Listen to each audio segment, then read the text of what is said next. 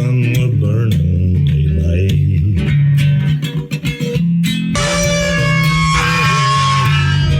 Howdy there, I'm Matt McKinley and we're burning daylight. In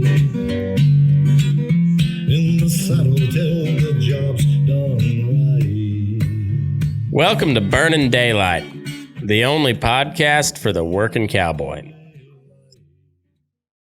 Even if it was for a short time. Yeah, so, but anyway, welcome Daylight Burners. We got Mackenzie coming back for another, I don't know if we want to call this, I might as well call it a fence post politics. It's basically what we're gonna talk about. So, I mean, it's just, that's what the world has become. It's just politics. Like, people forgot about football and baseball. Baseball is still trying to make itself irrelevant completely.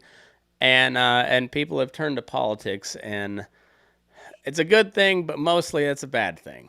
Like, because people still don't know what the hell they're talking about. But now they're talking about shit that matters. Yeah. Everything is political. And like you said, half the people don't know what they're talking about. And it just gets worse. Yeah, it's wild. I keep wondering if we were talking about it on Tuesday, me and Bob. In 1917, they didn't have any memes or I guess it'd been 1914 when World War I kicked off. They didn't have any memes, but they had, they had newspapers and cartoons and shit, but it was all pretty regional. And then World War II, they had radio and stuff, so it was a little more widespread. But now, like, we can just trade memes with somebody in Russia, and we can both just talk about how stupid our governments are and how much we're supposed to hate each other and how much we're both just getting screwed by a bunch of old farts longing for the glory days of the Cold War. Yeah, it's so weird. The way technology is now, and with a war going on, I mean, you can watch a war unfold basically in real time. Yeah. And the thing that blows my mind is the pictures and the videos that we've seen come out of Ukraine, and some people still think it's just all a hoax. On Twitter, some of the things I've seen are just outrageous. Oh yeah, it's what's the craziest part is there's just so much propaganda from we're getting to watch the propaganda from three different sides. Basically, we have our media, we have the Ukrainian media, and we have the Russian media, and then we have, like, the overall, like, Facebook and Google monolith, like, looking over all of that, and it is just like an astounding amount of propaganda that we've been able to witness in real time. Oh, for certain. You have to question everything you see, such as, that story came out when, I guess you could say, the war first broke, of those soldiers that were on that island.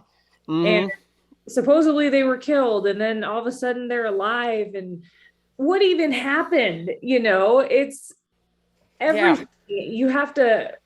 The ghost of Kiev, which turned out to be just a screen grab from a flight simulator. Exactly. Exactly. Yeah, it's insane. And in the meantime, like, I think we can all, just about everybody, can agree that Vladimir Putin's an asshole, and you shouldn't invade Ukraine, but also, like, I've seen our own media lie to several wars in my lifetime, and I'm not quite so willing to be like, hey, let's go to war with Russia just yet, because we're not talking about, like, beating up on a bunch of Iraqis. Like, we're talking about a country of 150 million people and more nuclear weapons than we have. Exactly. It's a very close race, but they've probably got more than we do. And at that point, it won't matter. It doesn't matter once one is fired. Oh yeah, that's exactly it. Oh golly, if we go to war with Russia, it's over. Because essentially, if we go to war with Russia, I feel like we're going to war with China also. I mean, Hmm. they're in bed together. There's no doubt about that. And yeah, if we go to war, it will be quick because it'll be a nuclear war, and I mean, it'll be lucky if it would last a week. Yeah. Yeah, and we just like keep flirting with it. Like this whole like Polish jet deal, like we can just say no. We're not sending like if Poland wants to send their jets, Poland can take care of that, but we're not going to be the intermediary. Yeah. No. Like no, I don't know if you guys realize it or not, but like we both have nuclear weapons. We don't want to shoot them at each other. So let's stop trying to blur that line. Let's stop. And I feel really bad for the Ukrainian people. I feel really bad for the Russian people.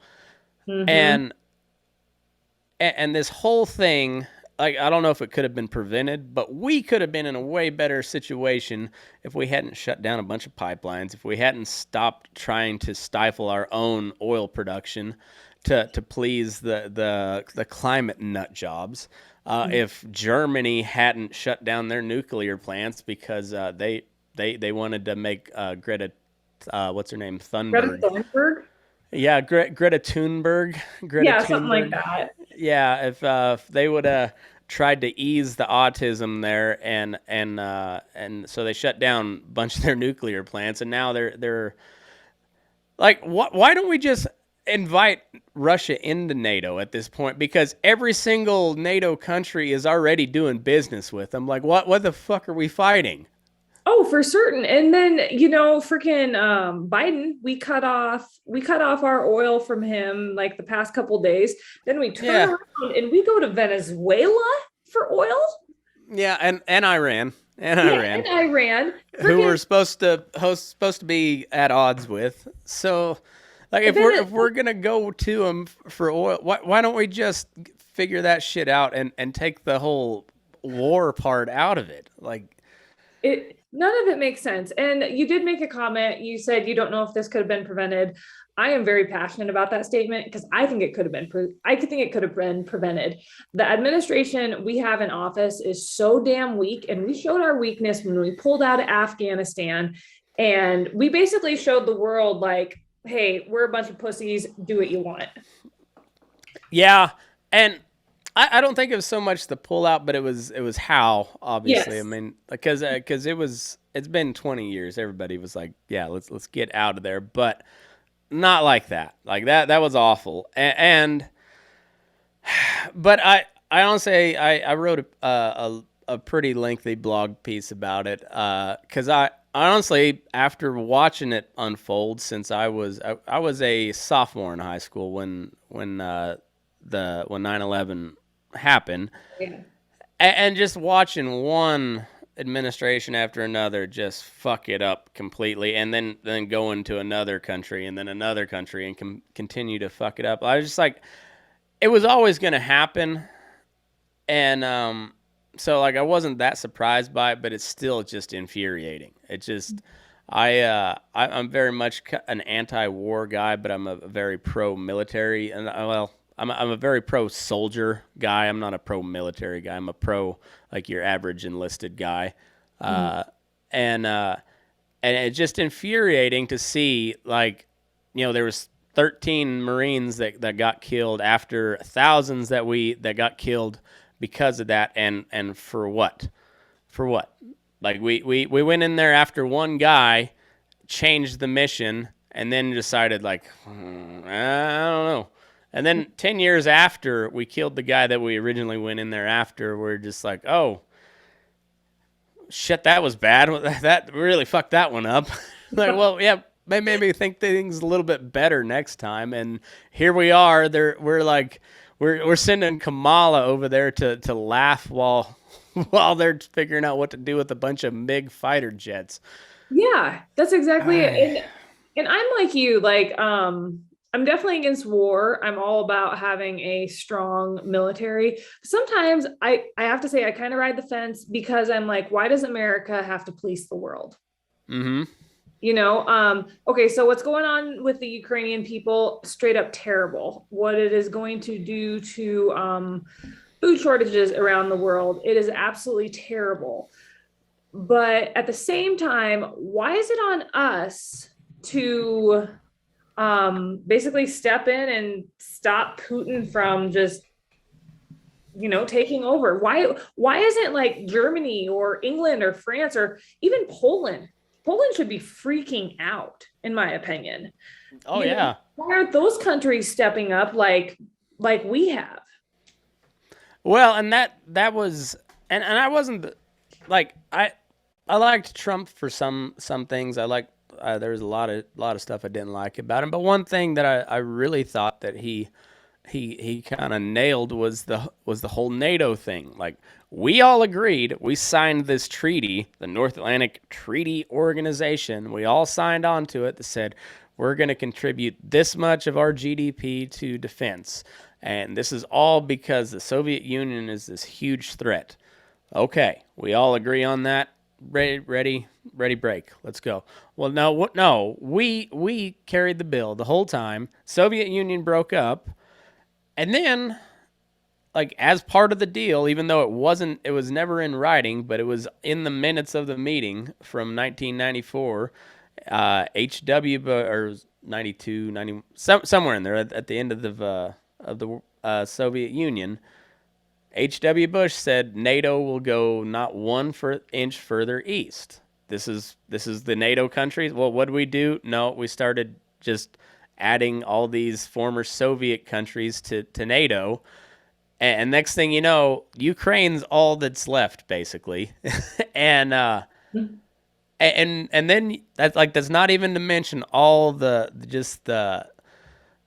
murky shit that the Bidens and all, who knows, however many elected officials have shady business deals in Ukraine. Not to mention all the huge corporations based out of America that have all these dealings in Ukraine, which the media hasn't mentioned in a little bit, but is consistently in the top 5 most corrupt countries on earth. For forever, basically. And it's just more reason for us not to be involved. It's just another classic case of, we're going to give a bunch of weapons to somebody who's going to turn out to be really bad, and then 15 years from now, my son and his buddies are going to have to go over there and fight them, and they're going to get shot at with weapons that we sent over there in the first place. Yeah, exactly. That is probably how it's going to play out. Mm-hmm. So in your opinion, what does America do now? How do we get out of this situation? Start pumping oil, Yeah. and start telling Europe to get their shit together, because we don't want any part of it. Like, I don't know what you do with Putin at this point. I think maybe we poked that bear about as far as he's willing to go, and now he might actually be crazy. I don't know. I used to think he was a pretty like a very calculated guy, but this full-on, like, full-fledged invasion, I didn't see that coming. No, a lot of people have labeled him as crazy and questioned his mental state. Even Condoleezza Rice, she said he always appeared to be very calculated, and what he has done over the past few weeks is very haywire, I guess you could say. Yeah. Do you think he's going to stop with Ukraine? Do you think he's going to continue to go westward? I wouldn't think so. I don't know. This is, they're really, in the media, like, do not underestimate how much, like, your legacy media organizations and businesses and corporations, do not underestimate how much they profit from war. So they will pump this up, and, like, they've been comparing it as much as they can to Neville Chamberlain in World War II or pre-World War II, and it's not a invalid comparison, but I'd like to think that that Putin's not that crazy. I honestly, I think you look historically since about 16 or well, like call it 1700, Ukraine has loosely been part of Russia. So it's not that uncommon of a dispute. It's just this time, yeah, it happens to be when we have nukes. So Yeah. that's what makes it really like we can't just like we can't talk as tough as we used to. Like you used to, you could talk all the shit you wanted to because you knew they couldn't do anything about it from here. But now, like, yeah, it's just like it's just more reason we shouldn't be over there. Like I Yeah. don't know. I don't think he'll probably. I think he's gonna have a hell of a time getting through Ukraine. Yeah. And if he, uh, yeah, I hope. I hope he's not. He doesn't try to Yeah. do anything else. But I don't think he can. Like Russia's in a really pretty bad spot economically, and then with all these sanctions and shit. It's funny how Biden shuts off our purchasing oil from Russia, but Germany they're gonna still keep buying oil from Russia.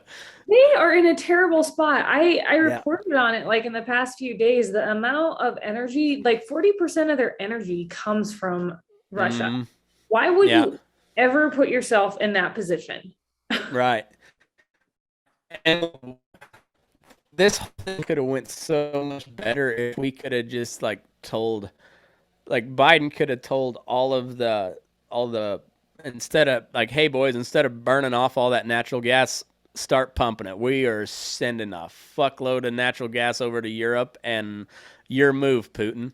Like, because then they could have shut off the Nord Stream pipeline and threw the middle finger to Putin, and he would have had to back down pretty damn quick. But now, like we don't have the capacity. It's gonna take them a while to ramp up, even if they wanted to.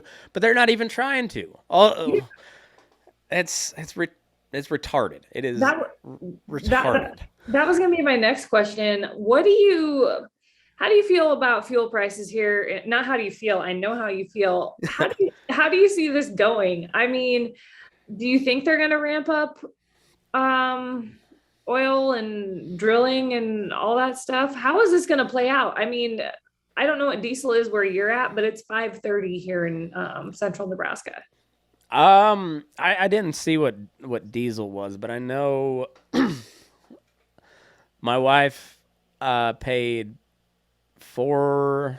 Well, she paid $5.19 at the casino for premium the other day. But it was like a $10 deal and to get her to town, and then but it was $4.19 for premium.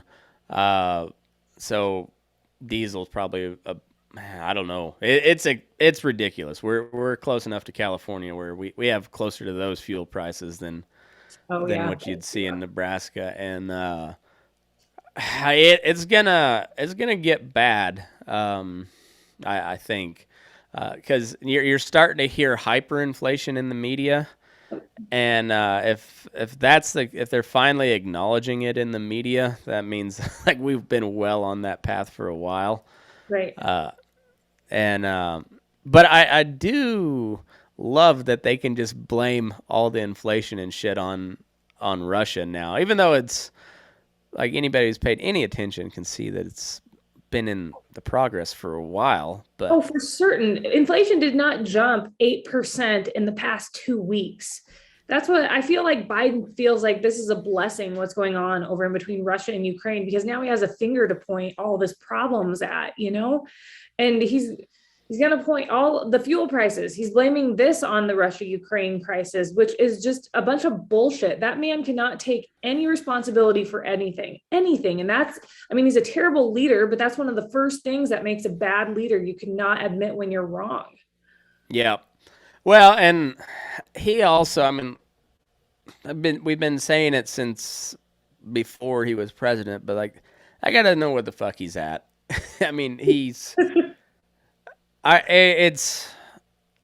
what my father-in-law said though, it's elder abuse at this point that they're just making him do all this. But I, yeah, he's.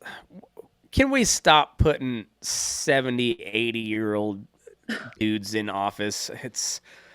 Yes, that is the exact thing my dad said actually this week. He's like, can we just get like a 40, 50-year-old man in there that still has his mind?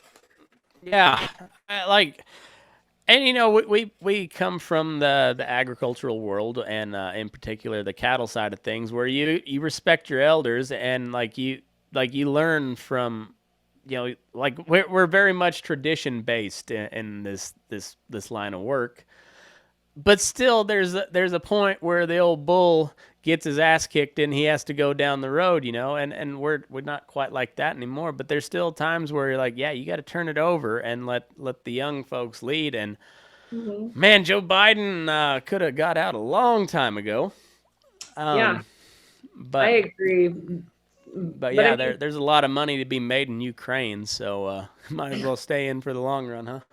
I guess I mean, I cannot imagine how senile he is going to be by the time he is done in office. I mean, he's only been in there for 15 months and the man can barely talk, he can barely walk. I mean, I don't think he has any clue what's going on at all. No, yeah, I think it's pretty clear that like 2022 midterms are going to go pretty solidly Republican. But solid Republican's not always a good thing because as we've seen before, the Republicans that can fuck shit up just as bad as Oh, the Democrats. And they're almost worse about it because they'll at least tell you what you want to hear going into it and then fuck it up. Like you going into it what the Democrats are gonna do. Like they don't bullshit you on that. They tell you what they want to do and they try like hell to do it. yeah, Um, that's for the sure. Republicans actually, claim to put up a fight and then they just allow it to happen. Usually is what goes on. But I think they're gonna. It looks like they should pick up a ton of seats. Mhm. Um, I don't know. Like I said going into it, Labor Day 2021 would have been like as long as Biden was going to last. I didn't think he was going to make it that long, but apparently they got some really good drugs. Hey, sorry to interrupt, folks, but got some sponsors that help me keep this thing on the air, so I probably better tell you about them. So, first and foremost, we got High Slash Cattle. Profit margins in the cattle industry are tighter than ever, and you can't afford to leave premium sitting on the grid. Using black Hereford bulls on your continental cattle will help you keep your calves efficient and in the black. High Slash Cattle, it's HI slash Cattle Company, located in the heart of the Nebraska Sandhills, is committed to helping real cattlemen improve their herds. They don't choose fads or fall for the show ring gimmicks. At High Slash Cattle, they raise bulls with grit that know how to work. There's still a few bulls available for this year, and they offer free delivery. Videos and photos of all the bulls are on Facebook and their website, high-cattle.com. That's hi/cattle.com. HIL, excuse me, HISLASH.com. Or you can give them a holler at 970-629-8807. Jen and Logan Hill are the owner-operators there. Great people, and yeah, they got a really nice herd, and just good operation, good people all the way around. Go check them out at high/cattle.com. Next up, we got a help wanted post, and this is Ranger Feeders out of Dighton, Kansas. They're looking for pin rider. Let me see. Like I said, Ranger Feeders looking for a pin rider. They're in Dighton, Kansas. They're offering competitive pay, paid vacation, a simple IRA with a 50% match, family medical on Blue Cross Blue Shield, and life insurance as well. Responsibilities include, but not limited to, checking for sick cattle, horseback or foot, doctoring cattle, weighing cattle for shipment, hauling back to the home pen, and washing water tanks. It's everybody is looking for help nowadays, and it seems like nobody really wants to work. So if you're looking for a job and anything about cowboying, or even if you don't and you're willing to work, head over give them a holler. It's 620-397 put that number on there wrong. It's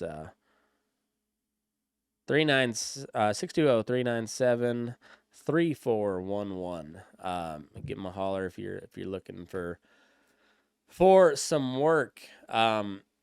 Next up, we've got Cardomax.com. Cardomax is it's a supplement company, and what do I tell you about Cardomax? They just make really good stuff. I drink this stuff every day. This is a energy intensifier, and I've also got immunity booster here, immune booster, and it's all natural ingredients, really good stuff, made, owned and operated by a former Navy SEAL. Just good stuff, and it's all the stuff you like about energy drinks or Gatorade or any of that type of stuff without all the bullshit. It's all sugar free, it's all natural, and they use the least amount of ingredients as possible. And I really do drink that stuff every day, and it's good stuff. So head over to cardomax.com, use the promo code MOVEYOURASS, MOVEYERASS, and you'll get 10% off your order. Next up, we got greensreserve.com. Greens Reserve is a all natural hemp chew snuff. It's a tobacco alternative, made at 100% hemp. It's all I think it's organic. I can't remember if it's organic or not. But anyhow, it's there's no nicotine, no THC, and if you head over to greensreserve.com/shop, use the promo code MATTGR, MATTGR, you'll get $1 off a roll or $5 off a roll or $1 off a can, and I'll get a little kickback as well. So Greens Reserve, that's GREENES reserve.com/shop. Use the promo code MATTGR for $1 off a can, $5 off a roll. And if you don't like hearing all these ads, you can always go follow me or subscribe, I suppose. Not follow, subscribe. Anyhow, go to patreon.com/BurninDaylight, and you can subscribe there. Several different levels. You get different perks depending on where you sign up at, but all proceeds go back into the show. And we get some bonus content there as well. You get some extended interviews or just some straight up bonus content, and we try to do some cool stuff, make it worth your while. But anyway, mostly you're just helping me out. So also ad-free episodes when you head over there. So patreon.com/BurninDaylight, subscribe. And let's get back into the show. Oh, I know. That's what, again, my dad and we talked about it, and we figured freaking Harris would be stepping up within like 6-8 months, but they're keeping him going. I think that was the original plan, but they all, like the first chance she had to do anything big, she just like,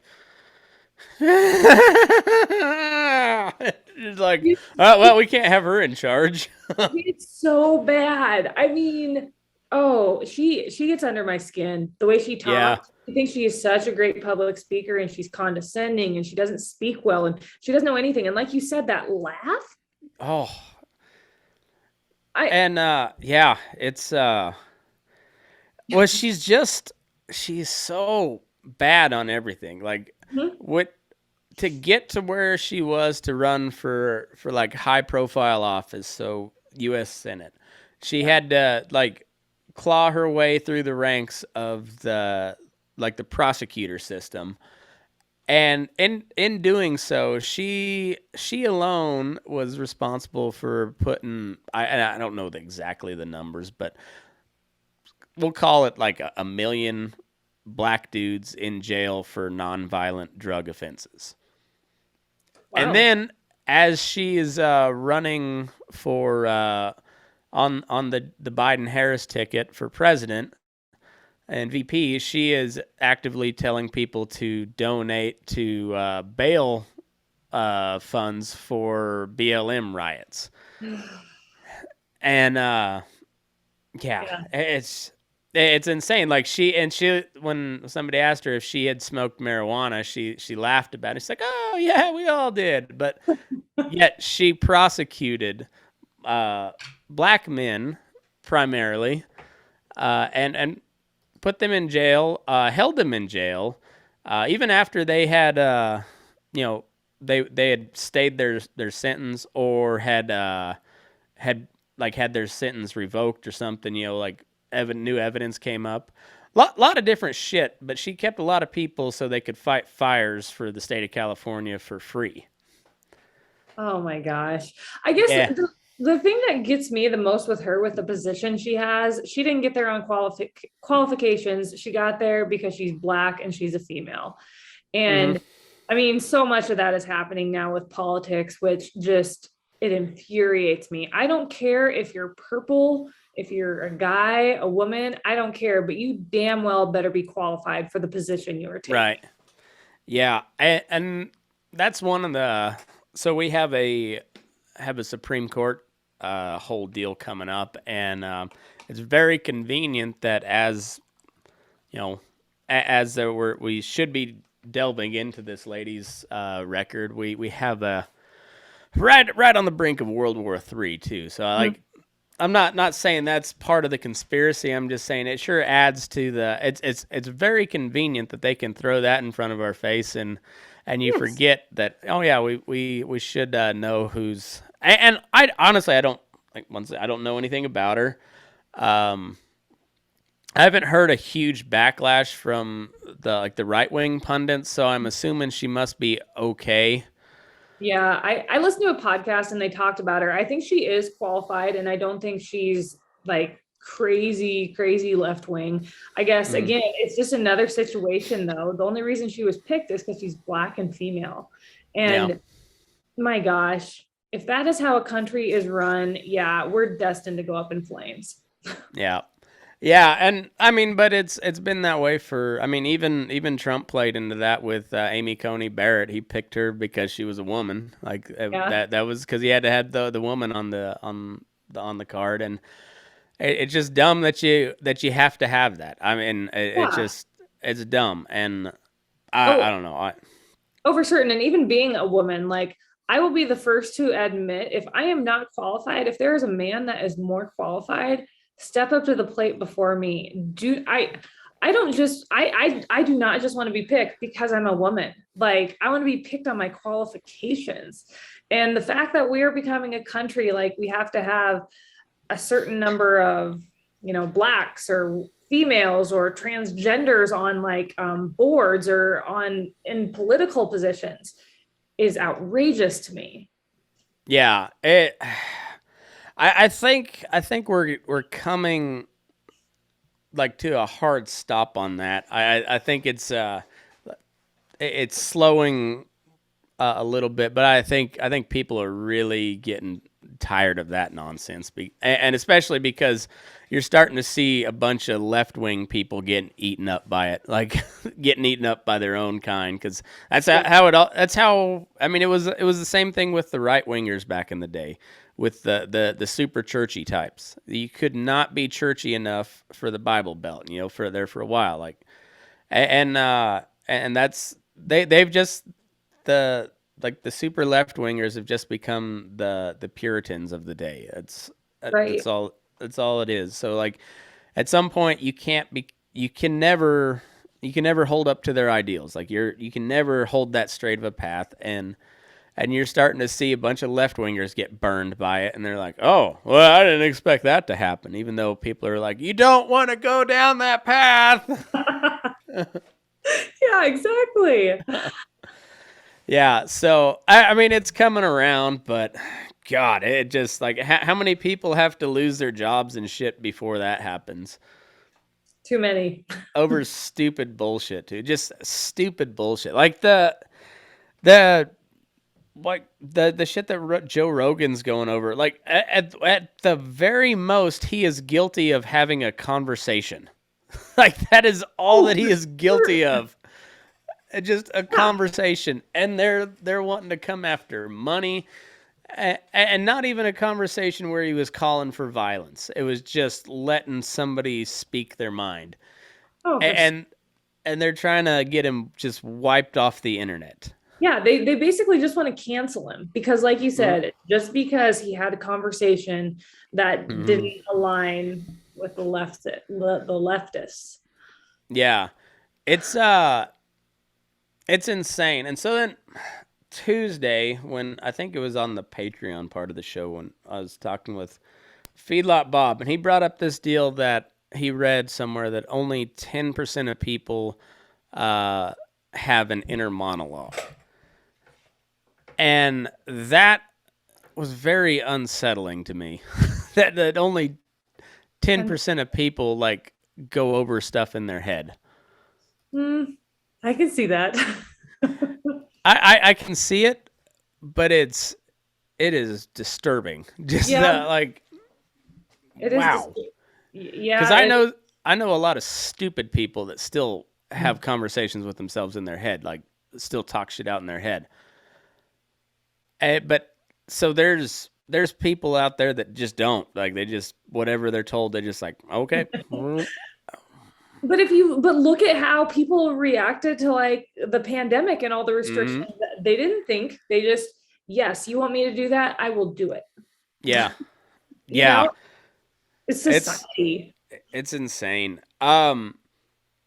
So you went to this, I guess just, we'll take, I don't know.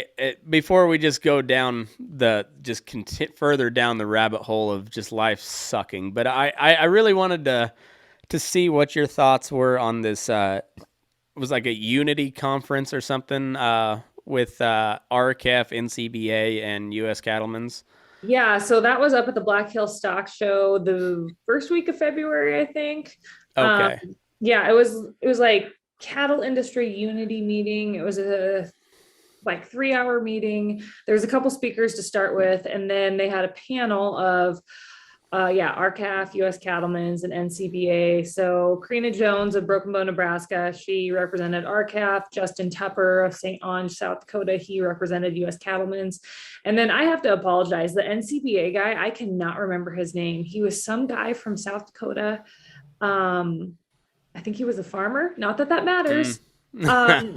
He wasn't very outspoken. It kind of surprised me for an NCBA representative.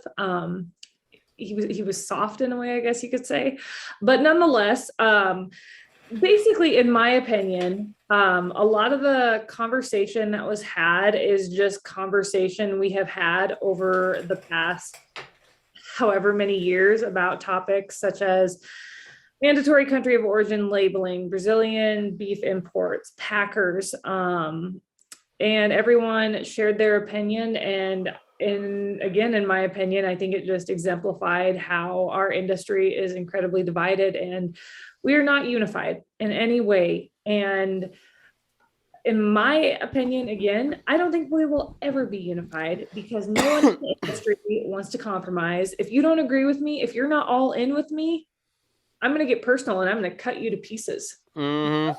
That is the mentality of so many in this industry. And I'll be the first to say that I have spoken up a lot of times when I haven't agreed with, let's say, NCBA, because I burned that bridge a long time ago.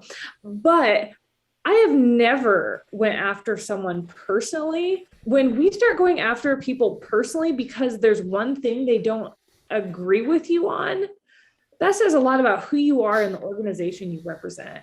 And when the whole unity thing, I think it's a complete sham. Like I said, we're never going to get on the same page. We're always going to disagree. And we're never going to compromise because people, they just don't know how to compromise. But believe it or not, compromise is part of life and everything. I bet you can tell me all about it being in a marriage. Yeah. It's that's and I know just speaking from my experience through all this, because I really thought back, it was like 2019 or something like that, when they did the Fair Cattle Markets Twitter campaign.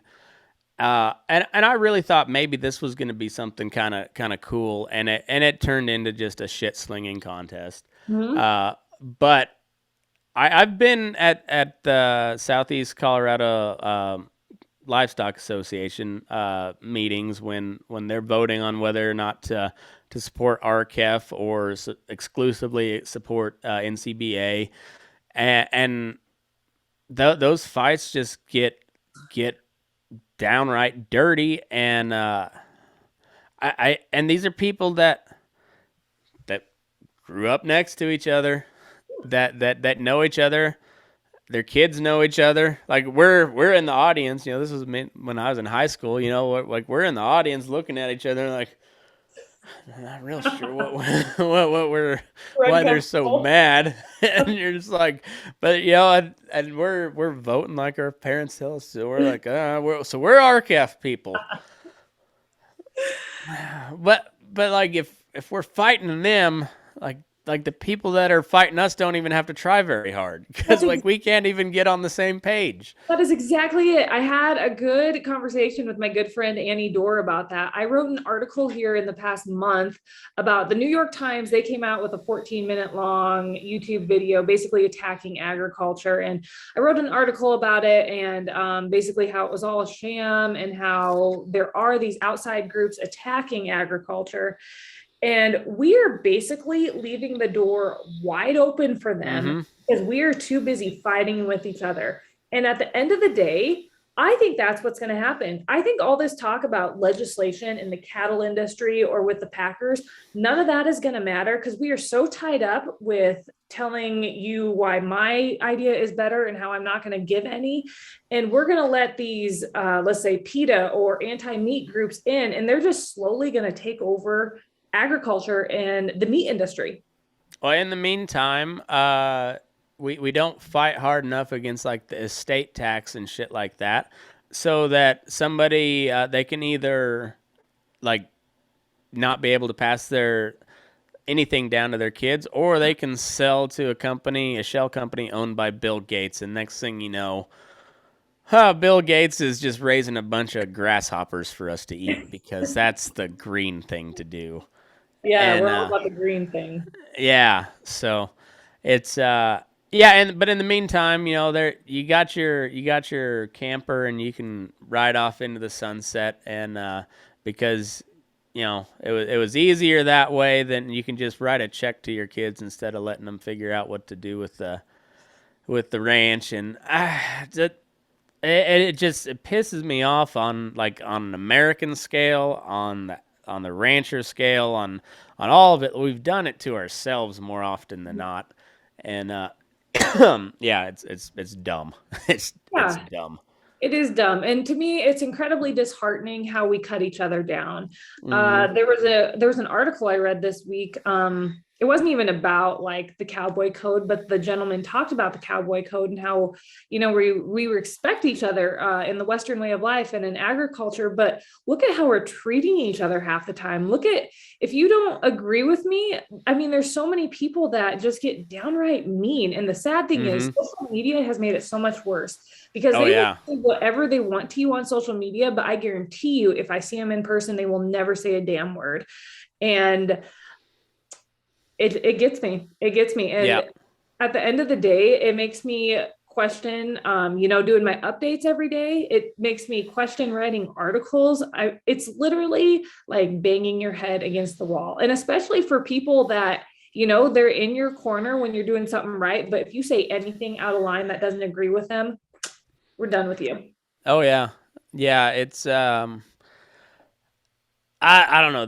There's, and I keep thinking like maybe it used to not be this bad, but I don't know if it ever. I think it's worse nowadays because everything's so instant. But I don't know exactly how to get about it except like that old golden rule is there for a reason. Like nobody really likes the golden rule because it's fucking hard to do. But it's there for a reason, and so I just try to like even if I don't agree with somebody, I at least like try to think about it from their point of view, and like even if they're wrong, I can like if I can at least see where they're coming from, well then maybe you can figure out how to get somewhere besides just being at odds with each other. Like that's the deal. Like you can say that, hey, we kind of picked this fight with Putin over Ukraine without being on Putin's side. Like I'm not a pro-Putin guy, but I can say like if you could just look at the boundaries from 1994 to now and where NATO used to be and to where it is now, like we're kind of pushing him into a corner, and at some point he's got nowhere else to go except to fight, and we could have just not done that. Like we didn't have to let all those countries into NATO. We didn't have to try to control Ukraine. We could have let him figure that out because guess what? That looks like a fucking shit show. They've got a comedian actor as a president and a whole brigade of Nazis as part of their National Guard.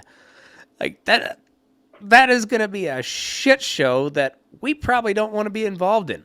Let Putin deal with that. He's an asshole. Yeah, to say the least. Yeah, I agree. Like us stepping in, I mean, is it right? Yeah. I mean, we could probably debate that back and forth. I don't know. And I don't think I'm probably smart enough to even answer that. I guess my heart just breaks for the Ukrainian people. Like they did not deserve any of this. And also for the Russian people. Like there was a law passed this week in Russia that if you refer to the invasion of Ukraine as war, you could face up to 5 years in prison. I mean, I guess we wouldn't know that because our media companies are censoring shit coming out of Russia. Like that is why free speech is so important. Even if it is propaganda coming out of Russia, the fact that we can see it gives us a little bit better idea of what's actually going on. Yeah. But otherwise, all we're hearing is propaganda from our media outlets. Like, like the free exchange of information is the most important thing we have. And when we have, like, they make a huge deal about Facebook being banned in Russia. But what they don't tell you is that Facebook banned Russia Today and Sputnik News, the state media outlets of Russia. So Russia's like, the government of Russia's like, no, fuck you. You are not going to sway our internal politics by not allowing our media. So no, you're just not allowed here. Yeah. Well, so then it just ratchets up from there. Like that. Let people decide their own. That when somebody is trying to shut down the flow of information, do not trust them. I know, I know, and I think that free speech here in America, I think some of us have taken it for granted. I mean, and yeah, when you can't even say certain things, and sometimes I worry it'll get to that point here in America. But yeah, free speech. Yeah. Yeah, and yeah, so like this whole thing is I don't know, but it makes me nervous because I'm 36, so I think I'm probably still considered a fighting age male. And if push comes to shove and we're at war with Russia, you can guarantee your ass that they are bringing back the draft because that's going to be an all hands on deck deal. And so I'm still within that range that. Yeah. I I don't know if they will bring back the draft though, because can you imagine? I don't know. I can't see it modern day, but maybe I'm not thinking. Well, I can't imagine that we're actually be at war with Russia, but I know that if we are actually at full scale war with Russia, yeah, they're not gonna not make people fight. It don't matter. It's all hands on deck. So But don't you kind of think that war would be over pretty quick? yeah, I think it'd be over real quick. I think there'd be a lot of ramping up to that point, but I don't think it's gonna be it'd be an overnight just nuclear holocaust. But I think it just that's what we're doing with this Ukraine deal is just poking, seeing how far we can go, and yeah, I think yeah, it's a dangerous. It's gamesmanship. It's the new Cold War. Do you watch South Park at all? No, I don't. Sorry. Oh man, you wouldn't get this. Their latest episode is just about how all the boomers are feeling nostalgic for the '80s, and they're just like back to the Cold War. Mm. Feels exactly like what it is. Sorry, I was too busy watching Jeopardy instead. Yeah, but yeah, it's just it just feels a lot like the '80s. We're just fucking with each other, and yeah.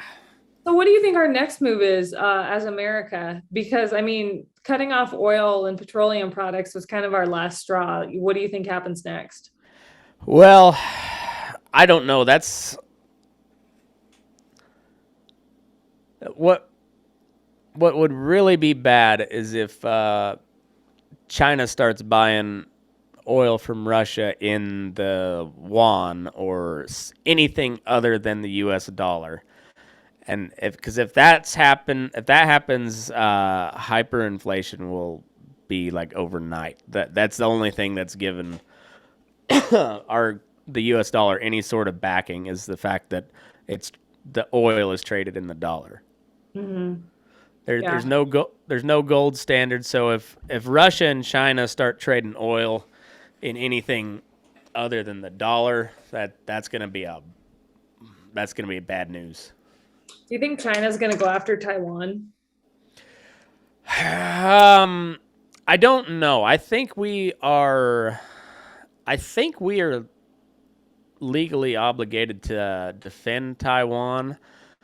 So if that's the case, I don't think so. But because for what it's worth, Biden has made a pretty clear red line that like you fuck with the NATO allies, we're not gonna mess with you, or until you fuck with the NATO allies. So how much he holds that red line, I don't know, but let's hope that Putin doesn't push that red line either. That's just bad news for everybody. But I don't know.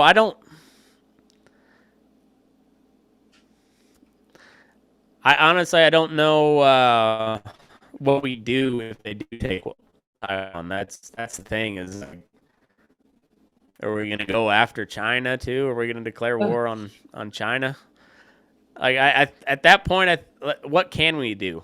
If it all happens, like what can we do? I don't know. I mean, we cut off ties with China. How many products do we have? I mean, everything is made in China. Yeah.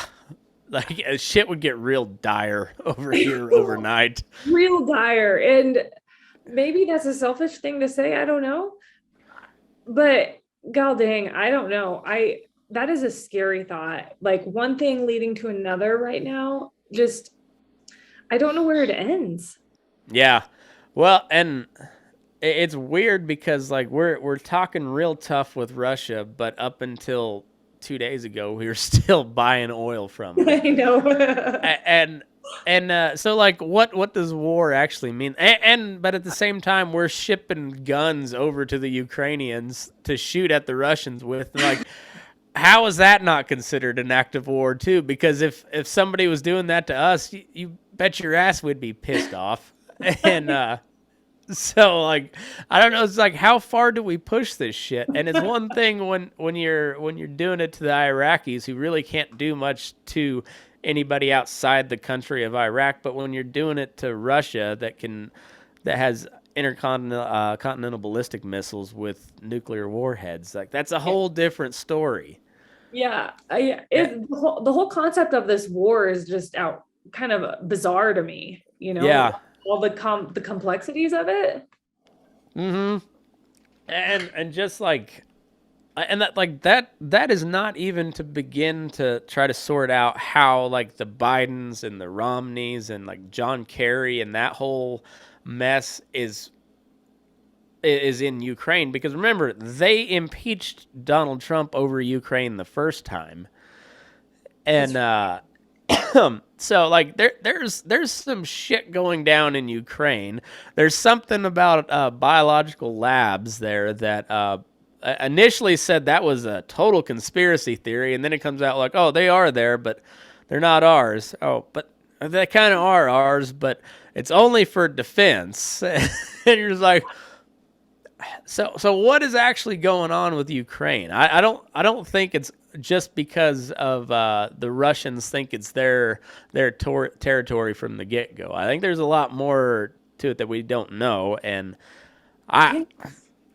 And guess what? It's going to be people like us that have to do the fighting over it. That's exactly it. There's so much behind the curtain that we don't know about, and yeah, I don't know. It is so frustrating, and I never thought we would be talking about this. yeah, it's wild. It's wild. But hey, wheat prices are going to be really good this year. If you want to go buy some bread, you better go do it tomorrow. Yeah. Let's hope everybody in the wheat belt gets some rain this year, because wheat prices are going to be high.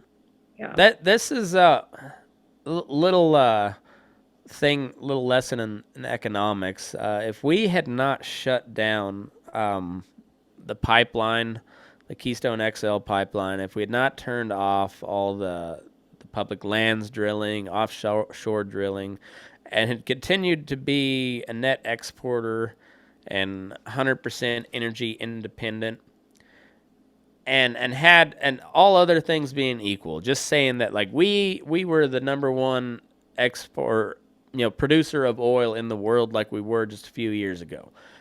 Say we kept that up. All other things being equal leading up to the invasion of Ukraine by Russia. All we had to do was be like, start pumping natural gas to Europe, bitch. And the European countries could have said, hey, we're not buying any natural gas from Russia. And that the Russian troops would have withdrawn within probably a week. Exactly. And it wouldn't even been considered an active war from the West. It would have just been a matter of trade. But now we're at a point where we have to go begging Iran and Venezuela to start, who we've been at odds with forever. Yes. And now we got to go begging. And when you could have just. And it wouldn't have been a hard sell either, because you would have been like, hey, American people, if we start making more or pumping more oil, it's going to drive the cost down here, because we're exporting a shitload of it now. And everybody's like, well, fuck yeah. We'll go from $1.50 gas to $1.25 gas. All right, I'm in. For certain. So do you think the Biden administration at any point is going to abandon their green energy outlook and maybe get rid of some of these regulations they have when it comes to drilling? Let us start drilling offshore. Do you think they are ever going to do that? How bad is it going to have to get before they do that? Whew, I don't know. That's one thing. But they were very they had their heels dug in really hard on all these like hardcore COVID stuff. But let's give it a hand to Vladimir Putin, because he cured COVID, and it's amazing how quickly, like, nobody gives a shit about that anymore. So if they really need to switch it up and go back to just not worrying about climate change, I think they can do it. I mean, we've seen the media just like and politicians all just lockstep, like, change the narrative. So if they need to ramp something else up, like, hey, let's start a war over here this time, and then we don't have to worry about climate change anymore. We're gonna have to put the climate on the back burner because we gotta go fight Argentina or whatever, whatever the fuck. Yeah. So I just hope we abandon this green energy idea, because I think it's going to ruin America. yeah. Well, here's a question for you. You're a pretty big Donald Trump guy or gal. You kind of fan of the policies and stuff, right? Yeah, he's okay. Okay. What do you think happens if he gets elected again? Like, do you think that's a good thing for the country or no? I am split on this. First thing I was going to say no. Oh boy. Yes and no. I cannot give you a straight answer, because what he did for our country economically, it was freaking fantastic. Mm-hmm. While he was in office, it wasn't great for agriculture. I will say that 9 times out of 10, when we've had a Democrat in office, that's when agriculture has thrived. Obviously, it's not going to happen now because of all the shit going on. But if Trump gets back into office, we will see riots like we have never seen before. I think people are going to become unhinged. I don't know. I mean, I know gas prices will go down, but that might not matter in the grand scheme of things, because there's going to be bigger problems. What are your thoughts on that? I'm kind of in the same spot, because I didn't vote for Trump in 2016. Oh. I voted for Darrell Castle, who was the Constitution Party candidate. And I thought Trump was just kind of a jackass. I thought he was a little unhinged. Yeah, that's fair. And I've been through a lot of cycles with him, but I always loved the comedy of Trump. Like, Trump is one of he was the best Twitter follow ever. And that was well before he was president. He was the best Twitter follow, and he's just really funny. There's something I really like about that. But I did not vote for him in 2016. He won me over on certain things. There's a lot of stuff I didn't like about him, and then I really didn't like him come 2020. Like, the whole year of 2020, he started off by taking out Soleimani. Not that I thought that Soleimani didn't need to be taken out. I just thought we don't need to start a fucking war with Iran, because we're already so far in debt like that, and Iran's a huge country compared to Iraq, and also has strong ties with China and Russia, the World War thing. But don't worry about that. We're fighting right with Russia now, so we don't have to worry about Iran. We're trying to get Iran back now. So Yeah. So there you go. Point Donald Trump. But he did some stuff like economically I really liked, and but just like the whole time in 2020, I just, like, he kept talking like he just kept talking shit, and you're just like, this is your time right now. Like this thing is kind of like, if you don't think it's a big deal, come out and say it's not that big of a deal, and let's move forward as if it's no big deal. But if it is a big deal, like it turns out it kind of was, just lay it out there straight. But he just kind of was like, meh, meh, and then as soon as the election comes out, he starts throwing out all these bullshit lawsuits over the election. And I was like, you couldn't throw one lawsuit against the state of California for the mandates. You couldn't throw one lawsuit out there against the mandates, but you can throw 36 lawsuits from these crazy unhinged lawyers over supposed election fraud. That's when Trump kind of lost me. But now we got this corpse in office. Yeah. So if we're grading on a curve, I mean, he's better than Biden. Yeah. Like I would take Biden over. I mean, I would take Trump over Biden any day. Trump defeated himself in this last election. That's one thing, which I bet I'm going to get a lot of haters for this. The man needs a filter. I don't care who you are. If you are in a political position as like that, you better have a filter and get off of Twitter. I mean, yeah, Twitter's not a real place. What are you doing? You need to be doing something better than sitting on Twitter. Yeah.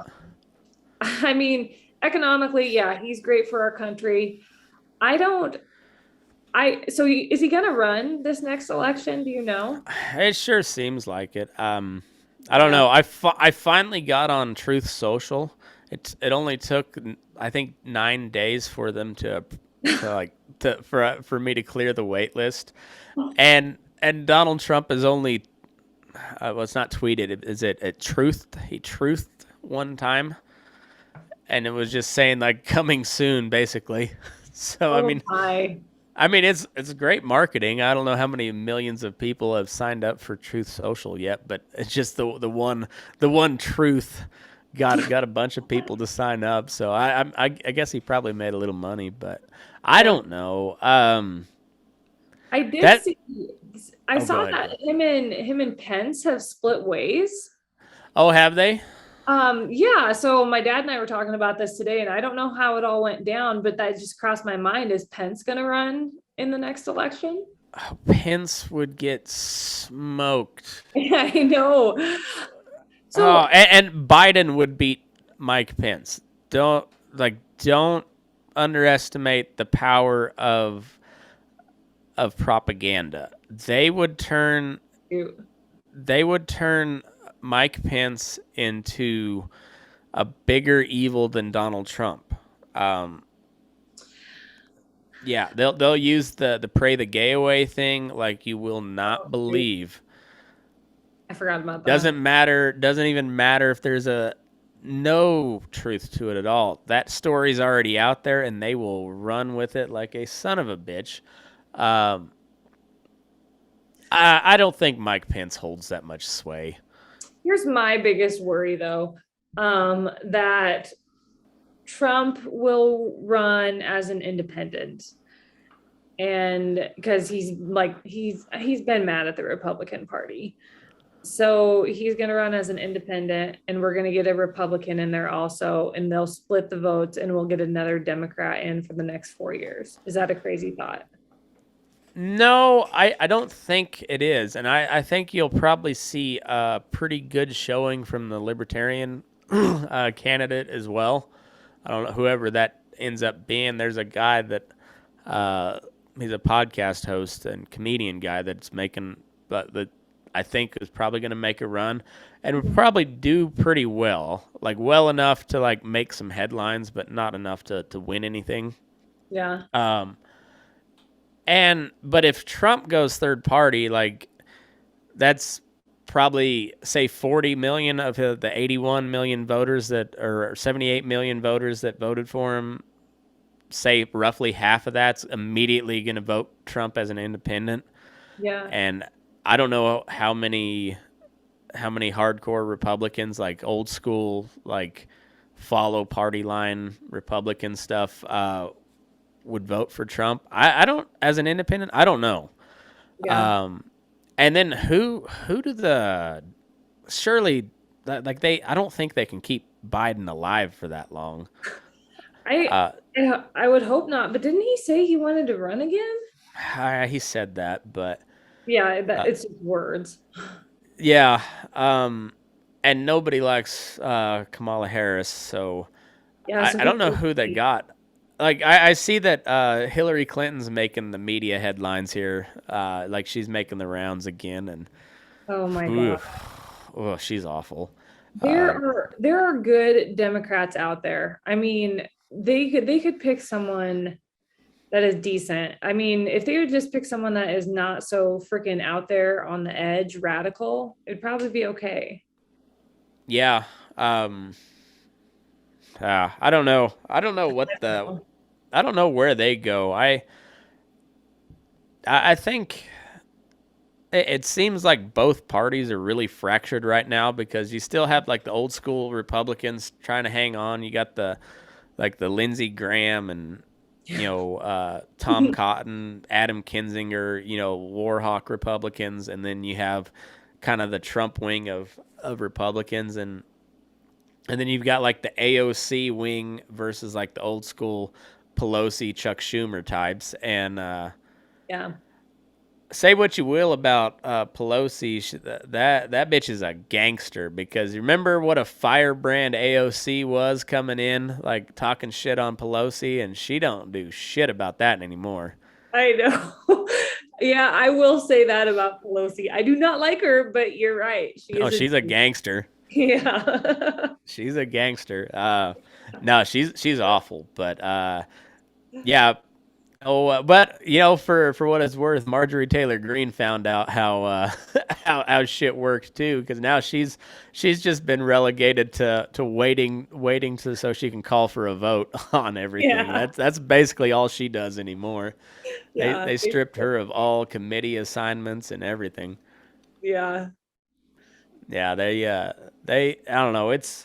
I don't know where it goes. I think the only play that any reasonable people have left is to just start focusing on local and state politics and Yep. just physically taking power back from the Fed, because that's really all you can do, because if you're waiting for a big sort of structural change from the federal level, it ain't happening.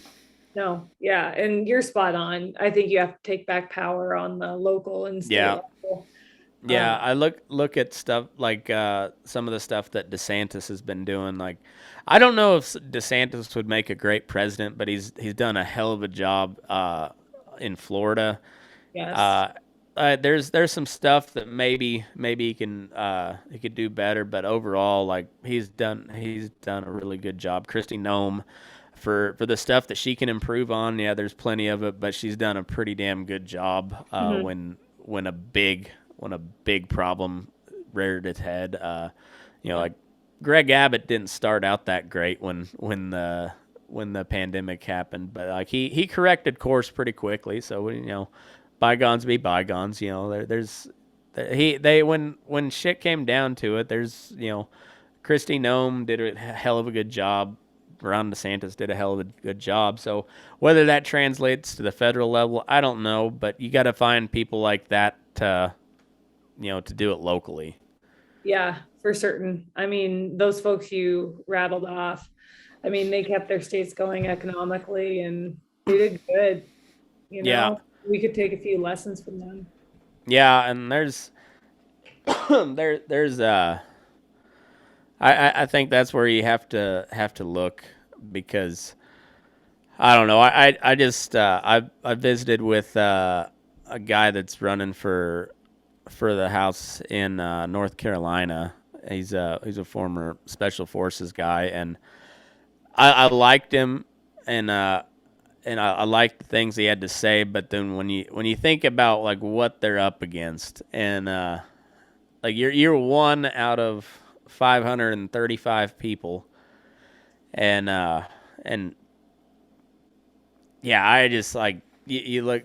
That's a huge hill to climb, trying to Yeah. get anything done. And there's a reason they call DC the swamp. And Yeah, yeah, exactly. you can institute change a lot quicker and a lot more decisively at a smaller level. So start at your county, work up to the state or something like that. Yeah, And yeah, yeah. You got to start small, I think. yeah. Yeah, and I don't know. That's why I like people like Trey Wasserberger. Like Yeah. I like that guy because instead of bitching about how RCAF can't get their shit together or how NCBA can't get their shit together, or how whatever, he saw a problem and then they're trying to address the problem. They're building to a solution, and that's Yes. it's even if they fail, at least they fucking tried. Yeah, he took it into his own hands. I mean, and that's what I think, unpopular opinion. I think a lot of us in the cattle industry, we need to take a better approach at that because no one's coming to save us. No Yep. cattle organization, the government sure as shit isn't going to. Yep. We're kind of on our own. Yeah. Well, and we've forever it's been like once those cabs are on the truck, that's it. That's your payday. And well, if you treat it like that, then what you end up with is this where we're at now is where yeah, so okay, you didn't get a good price for your cattle this year, but you keep trying the same shit over and over, and this has led to where we're at. And so it's going to take a few guys to go out on a limb and hold on to those calves and see how this process works all the way through to the retail case. And because otherwise, what's the definition of insanity? Trying the same thing over and over and expecting a different result. Oh, for certain. Yeah, I agree. I mean, as cattle producers, I think we got to maybe look at some other ways to market. And, Yep. maybe you got to go out on a limb and risk a little bit more. And I think also we got to do a better job of listening to what the consumer wants. So Right. much of the time, it's like you said, we've done it this way for so long. It's fine. We'll just keep doing it this way. No, the consumer, I mean, they've evolved. Things have changed. Mm-hmm. And it's hard to get out of what we were doing in 1975, Yeah. Well, and the thing is, like, they still eat our product, but they don't like us anymore. Yeah, exactly. But Yeah. we've also removed ourselves from that whole deal too. It's just Yeah, I mean, they want a connection with their food, and what we have to figure out how to do that for them, how to supply them with that connection. And I mean, I'm sure there's ways to do it. We have to think outside the box. yeah, and we have to realize that you have to talk to them too. You have to talk to those idiots from the city. Yeah, that's exactly it. And yeah, we have to be willing to communicate. And I saw something the other day on Twitter, and I do not agree with the beef checkoff. I know there's a lot of things that can be changed about it, but the checkoff was talking about beef advocates and what they've done to promote beef. And again, I do not agree with how our money is spent through the beef checkoff. I want to say that, but I do have to say that they do put our product out there in front of the general public. And if they weren't doing it, do you have time to do it? Do I have time to do it? No.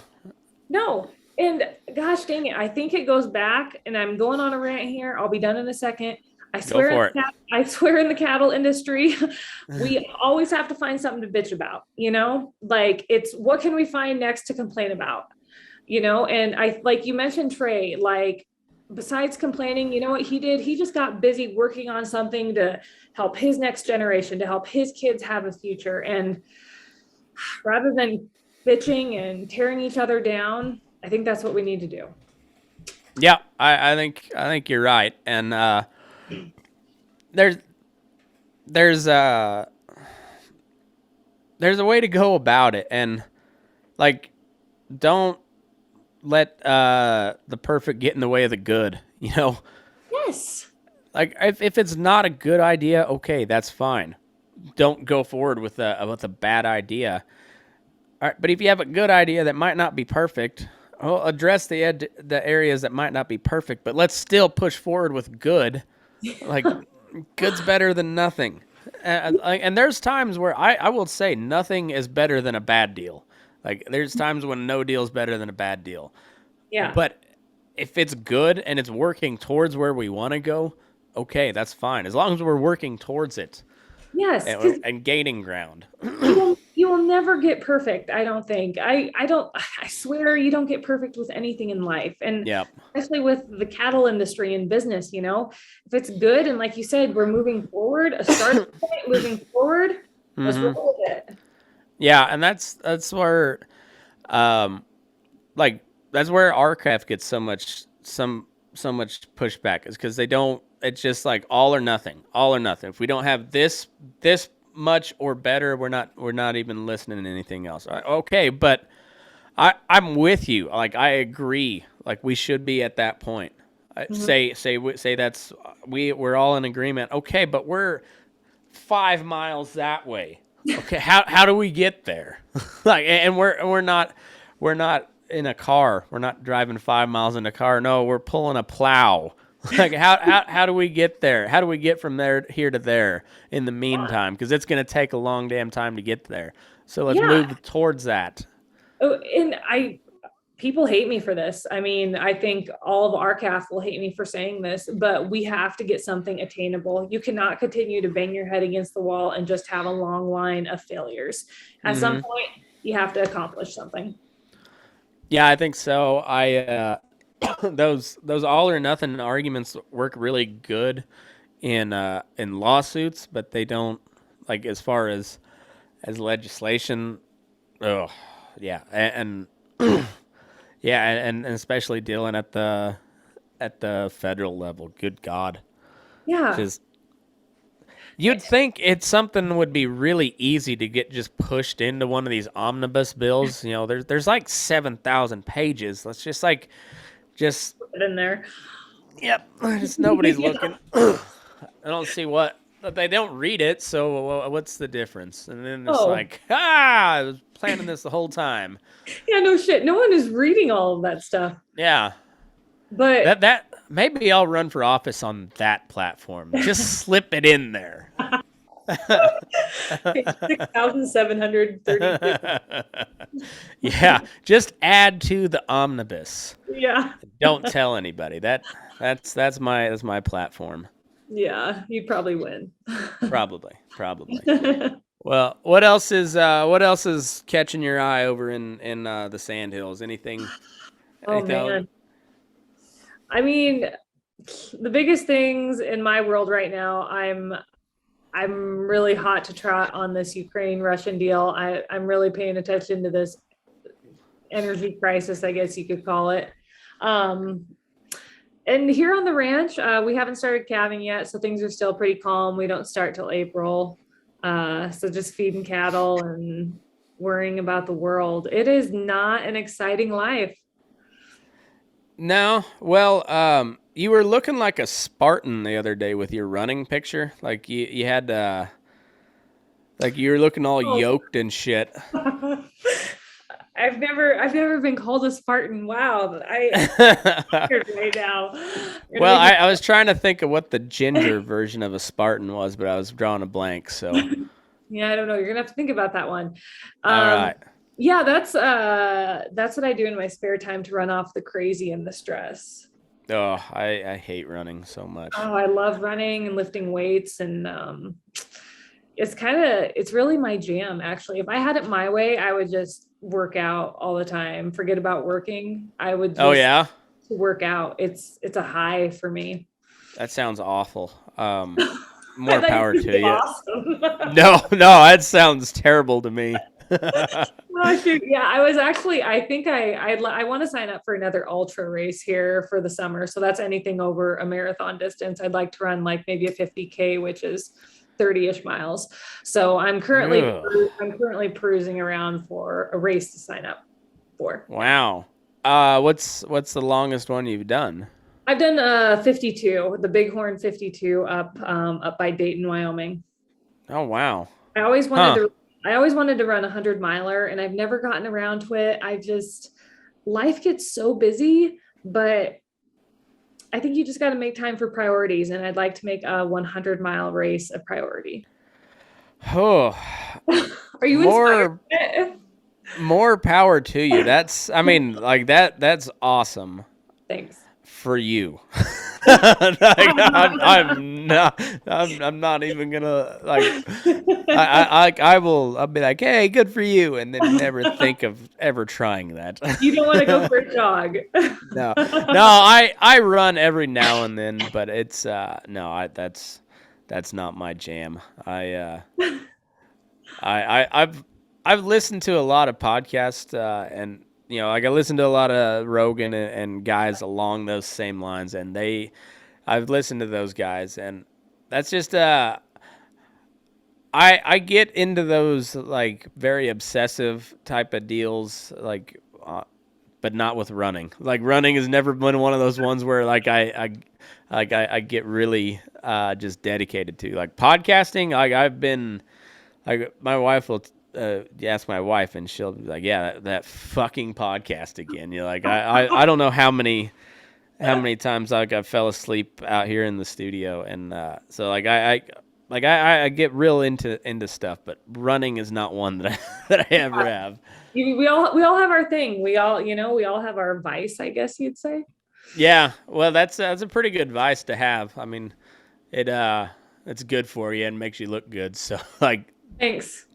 yeah, yeah, like, well, you're never gonna look worse by running every day. I don't think like that. Like you can only look better by running every day. I might my knees. I gotta tone my shit down every now and then, so like I stop running. I don't need people like I don't need to be too good looking. That's exactly it. Like at some point you have to draw a line in the sand, and you can't go past that certain attractiveness level. And Right.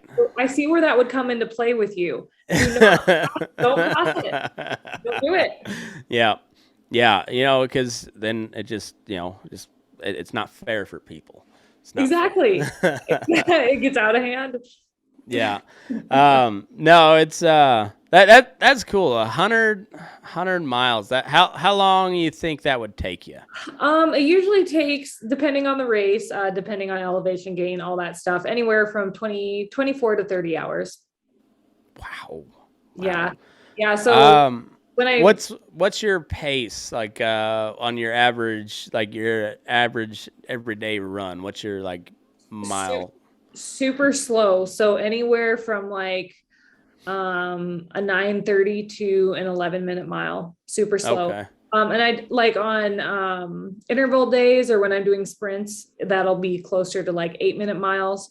But longer runs, it can, like, if I'll go out and do like a 20-mile run, it would be like a 12-minute mile, Okay. Yeah, it's slow. There's no doubt about it. So, and that's kind of why I like it. I don't know. It's your time to yourself, and you just get I don't know, think about life. Yeah. What's your fastest mile that you've ever ran? Oh, shoot. Probably back in high school sometime. I cannot recall, but in all fairness, I have never been very fast. Yeah. It was never my thing. I'm guessing you have. No, the fastest I ever ran, and I thought I was doing really good, and I didn't even medal, was I ran a 5:42. I came in no, I came in 5th. Oh boy. Yeah, like I knew it was probably under 6 minutes when I ran it, but I didn't know like what the actual time was going to be, but I knew that I wasn't going to be getting a medal.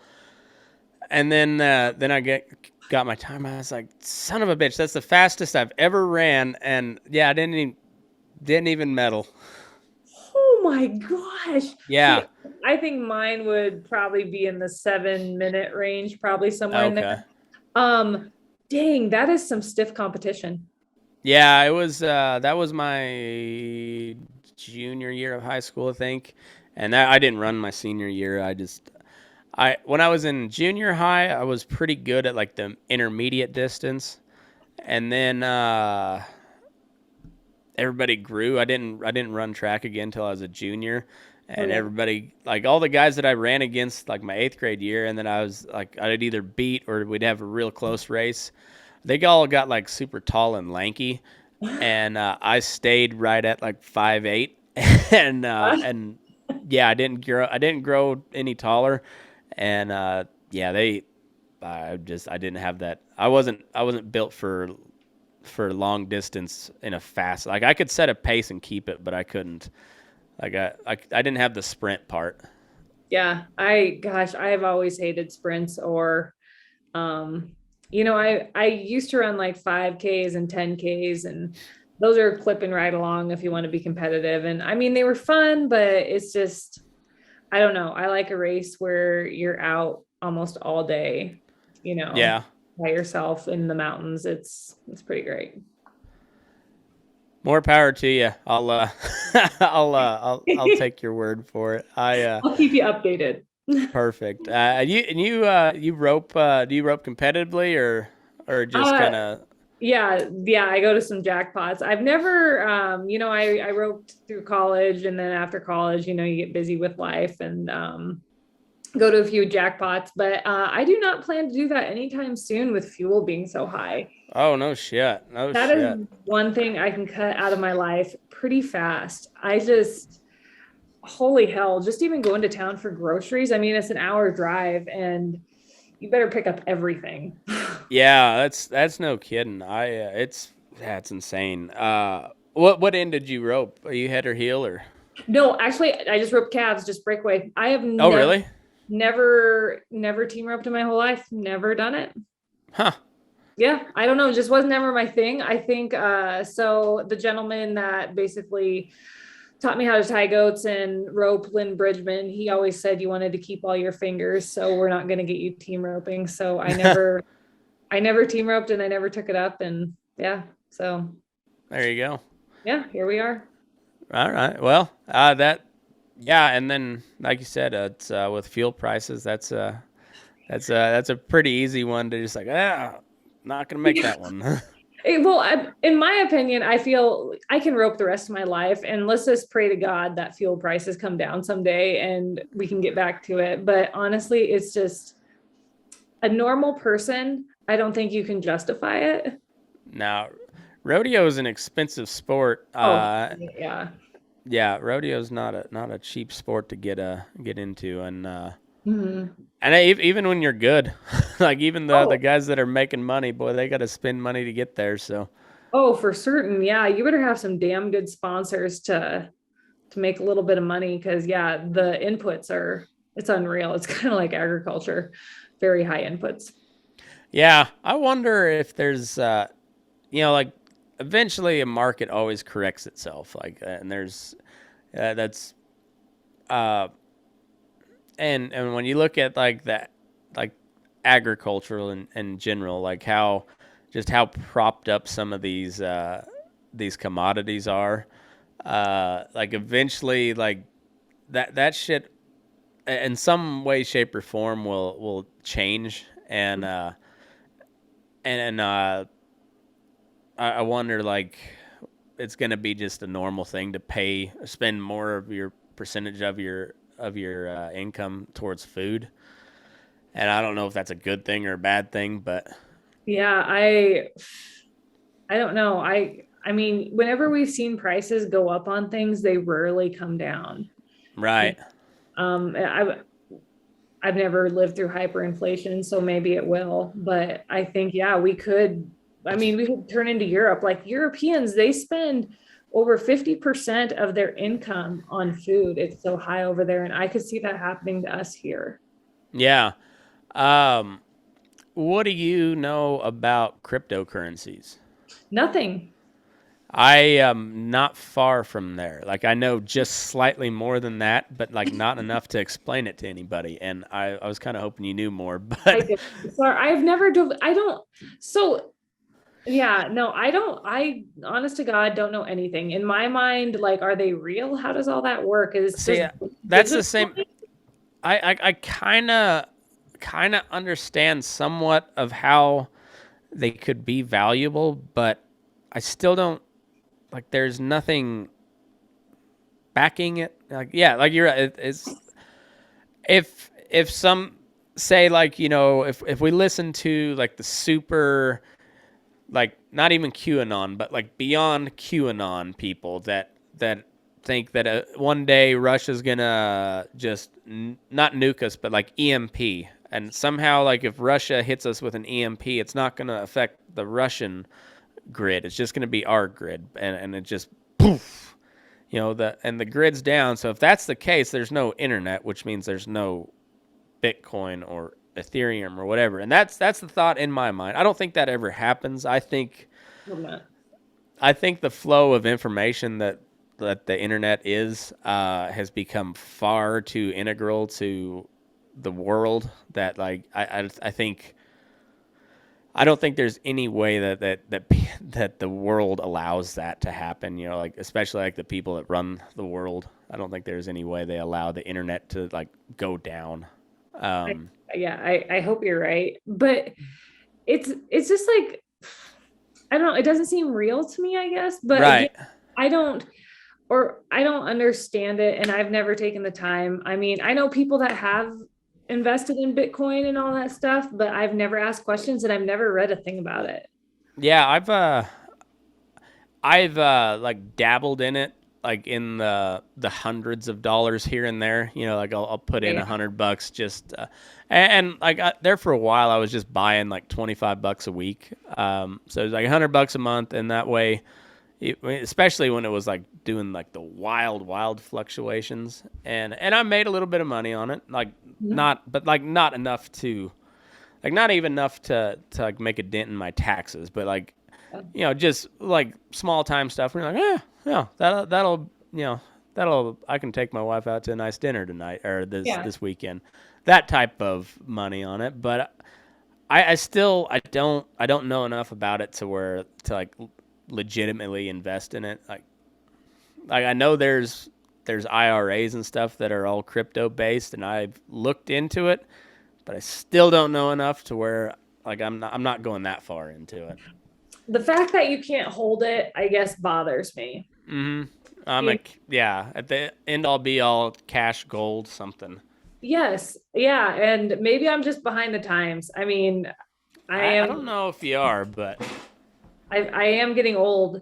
I don't know. I'm old school. Like, at this point, I feel like I should invest all my money in gold the way things are going. Right. Beef, just trade beef and you're probably in good shape. That's for certain. There's going to be food shortages eventually. So. Right. Yeah. I was going to say, the only reason I was asking on the crypto deal is because Biden had that executive order on that, and I haven't looked into it. Biden's a lot of bluster on these executive orders, but when you get down into it, it's like the Democratic Party has been here lately. It's a lot of bluster, but it's mostly symbolic. Like they'll, it just. So I don't know, and I also don't know enough on cryptocurrency to see how it affects how this deal will affect it. So I don't know, but yeah, I have no idea. Yeah, it's a weird world. Weird world we're living in. What a time to be alive. Yeah, it's a good one. Well, yeah. I guess you got anything else that you wanna talk about or promote or anything? No, I think we covered it all. Thank you for having me on. This has been great. Yeah, no problem. Anytime. Your latest article is out on burnin-daylight.com on the Uncommon Sense blog, and then of course Cattle News Central here every Monday. Are you going to just Monday through Thursday yes, for a while? Yep, Monday through Thursday. Yeah, Friday's a slow news day, so it's a good call. Good call. And I'm planning on writing a few more blogs here in the coming weeks with everything going on. So Get excited for that. Heck yeah. Well, make sure you guys go read that. Listen every Monday through Thursday. And thanks for allowing me to podcast or broadcast your show on the podcast. yeah. I think it's a good fit. I've had a lot of good feedback from it because of it. So yeah, let's keep that thing going. And yeah. Thanks everybody for tuning in. Mackenzie, Johnston. Good to see you again.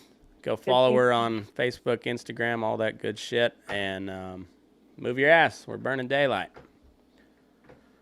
And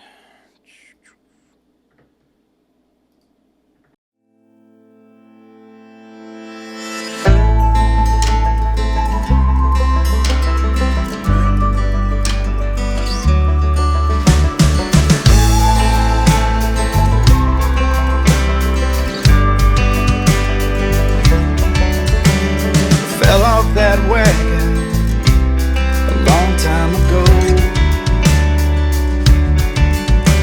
when a man from the shadows tried stealing my Roan.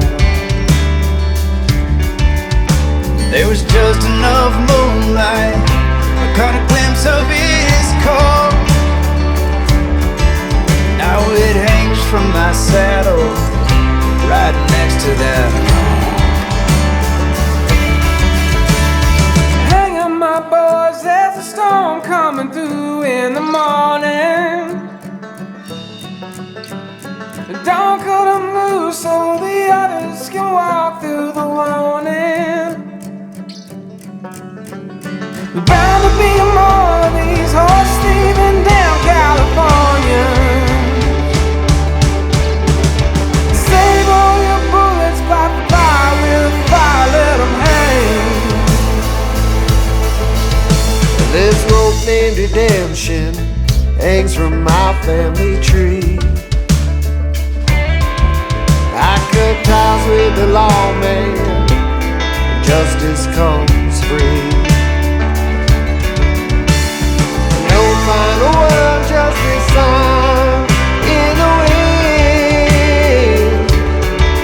When he dances in the darkness, the devil might win. Hang 'em up, boys, there's a storm rolling through in the morning. Don't cut 'em loose so the others can walk through the warning. And there's bound to be more of these horse thieving damn Californians. Save all your bullets, fight fire with fire, let 'em hang.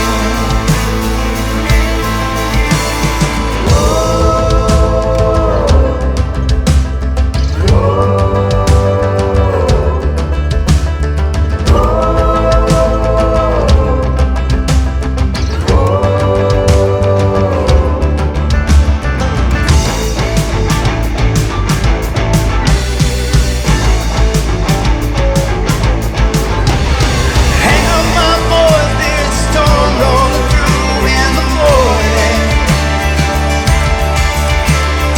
Don't cut 'em loose so the others can walk through the warning. And there's bound to be more of these horse thieving damn Californians. Save all your bullets, fight fire with fire, let 'em